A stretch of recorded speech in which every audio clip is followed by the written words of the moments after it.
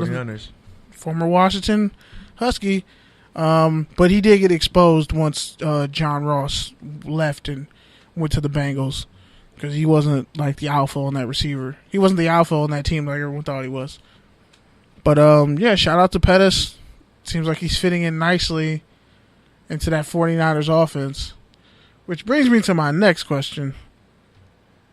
Jimmy G, in this preseason, do you feel like he's going to get a lot of work, or do you feel like they're going to treat him like essentially the way they're paying him? I'm not sure. I don't know. Goddamn Pete. Like, I don't know. Your thoughts? Could you have some enthusiasm? I mean, honestly, I see it as that offense still has a lot of work to do. I mean, I get guys are so-called gelling, and they got Jerick McKinnon. They got Kittle at tight end because Iowa tight ends. I mean, I've heard nothing but good things about Jimmy G throughout this whole training camp. So, like, I don't really know what to expect because it would be his first as a starter. So, I don't know. Cool. All right, so some more performances. Everybody's saying Baker Mayfield played really good. He really did. Against the Browns. Mike Freeman said he played better than Johnny Manziel's whole entire career. So there's that. In that one quarter. Like, literally. That's pretty damn bad. But, yeah, man, so you want to do Take Your Tangent? You ready for that? Yeah, let's do it. Yeah, so basically here on Touchdowns and Tangents, we play a game called Take Your Tangent. And how it works is I'm going to say something, and you can give a take on it. You can give a tangent on it. So let's start off with the big one, since we didn't talk about it in the open forum, since you kind of just hijacked the whole open forum, but whatever, usual. Anyways, so the college football NCAA, or not college football, the NCAA basically instituted a rule saying that collegiate basketball players who are determined in quotation marks as elite can actually hire an agent,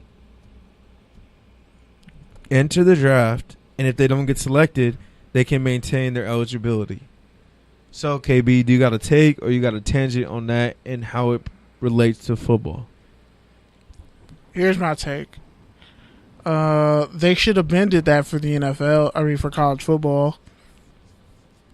But I think the catch is, if you come back, and Courtside kind of talked about this earlier with basketball players, like, yo, if somebody comes back, you can't just give their scholarship away to someone who, like, just came in, said, okay, well, sorry, but this guy came back, so we want a scholarship. You can't have it. I guess, like, the same thing happened with Russell Westbrook when Jordan Farmar left for the draft, and then Russ got the scholarship. When it comes to college football, though, because there's just more rosters, and there's walk-ons, and there's blue shirts, and there's gray shirts, and there's all these different avenues. I think you don't get drafted, you come back. But the only way to stay eligible is if, like, let's say you finish and get your degree at that school. Like, the only way for you to not lose a year of eligibility is you have to be on track to graduate and get your degree. I feel like that's a fair trade-off for college football players. Because you can't be a grad transfer. And let's say it's your junior year and you leave for the draft, or you just forewent your senior year. The only way you can come back is if you're on pace to graduate. You have to hit certain academic marks, and you can keep that. You can get that senior year. Or if you're one of those cats who was like a redshirt sophomore, you got 2 years of eligibility left. You can either transfer or you can stay. And you might lose a year, or you might have to sit out sometime. I don't know how they would do that, but yeah, that's kind of my take. I feel like they should definitely do that. Some of these cats, because the NFL had a huge problem a couple years ago with so many underclassmen, like a record number, not getting drafted, and now they're just out here and they can't go back to school. So, yeah. Yeah, basically my take on it is it's a shitty and horrible rule, and it's the stupidest shit I've ever heard. It makes no damn sense. If the whole thing is keeping amateurism, is that the whole reason the NCAA exists. So why are you going to allow them to have contact with agents who are mostly the problem in the first place? Like, what exactly does this issue solve at all for college basketball? It doesn't solve anything at all. If anything, it makes it worse, because now you're allowing that access even before they enter the draft. On top of the fact that now you're instituting some sort of board to determine if these players are elite, and that just we know how the NCAA executes with boards. Just look at the college football playoff. And my final point is, someone made this on the radio, on ESPN radio earlier this week.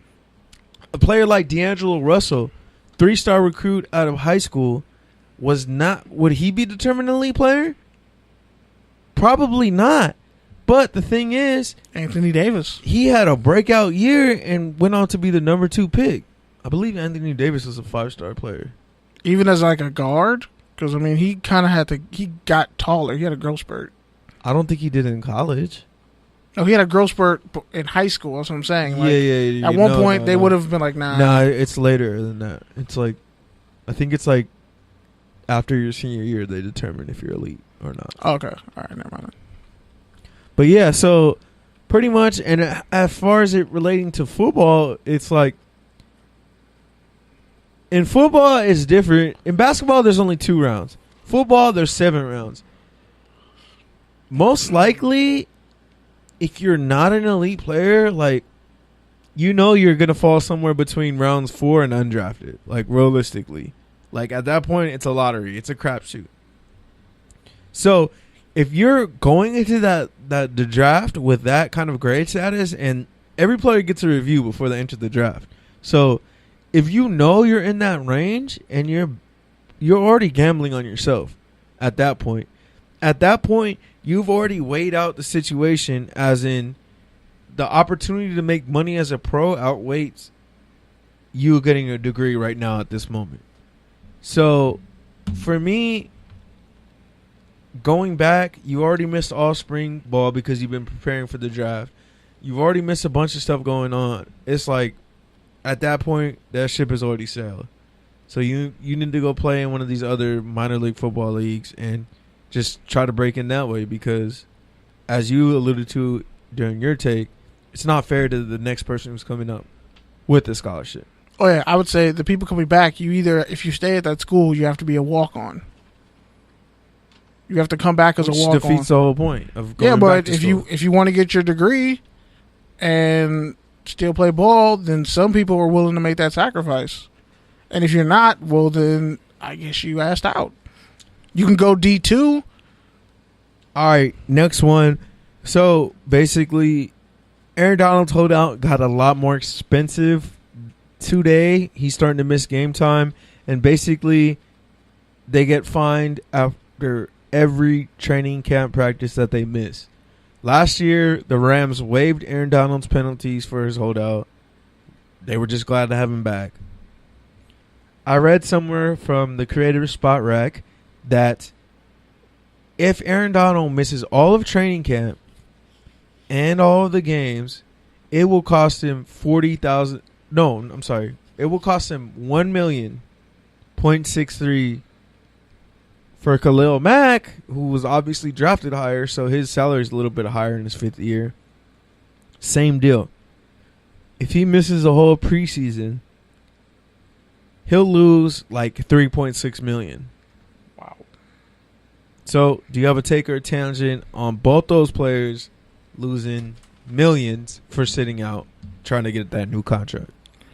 Well, again, like, it was me and Bruce from courtside, and Keith earlier.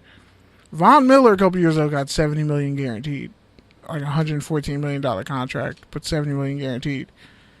Aaron Donald and Khalil Mack are that next wave. So when you have 2 guys who are going to reset the defensive market, they're looking at $100 million instead of, let's say, maybe $80 million. Like, $80 million would be their floor. And $100 million is like what they really want to aim for. guaranteed. So if you're going to go that route, they're probably stuck on a snag between like 84 million and like 90 million or 95, 100. Because Kirk Cousins got 84 million guaranteed. And what's more important than a quarterback? A guy who can stop and get to a quarterback, which would be an edge rusher or a defensive lineman. Therefore, because Aaron Donald is such a spectacular case and an anomaly who can honestly play stand-up edge rusher as a linebacker, down defensive lineman, and nose tackle, he has that much scheme and position versatility. And Khalil Mack, who was an all-pro at 2 positions, and no one's ever done that, you have to pay these guys. And honestly, I wouldn't be surprised if they both said, look, we're going to hold out and drive each other's price up. Because if they're going to pay you, then they're going to have to pay me. And they may not come out and say that because that's collusion, but that would be the smart thing to do, is to just drive. Like, literally, the Rams or Kroenke just bought like Arsenal or somebody. That's not collusion. It would be collusion if the Rams and the Raiders were like, oh, we're not going to pay either of these guys, so you don't have to pay. But that may be the case. In the NFL, guys don't.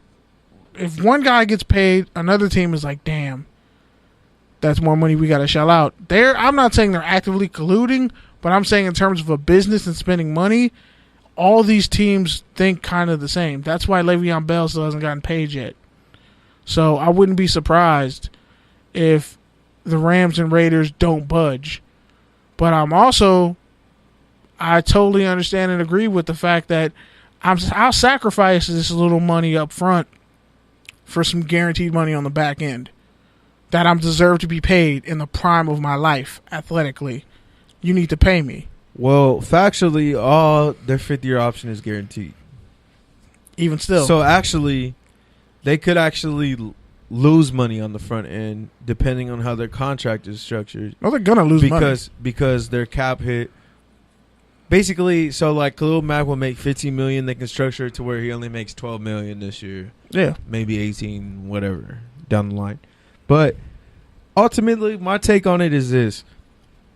And this is what we talked about in the top half of the show. These are both great, transcendent players. But the reality is, number one, both of their defenses underachieved last year. Both of their defense have really underachieved. If you really want to, I mean, Aaron Donald not so much because those 8-8 Rams teams were still solid.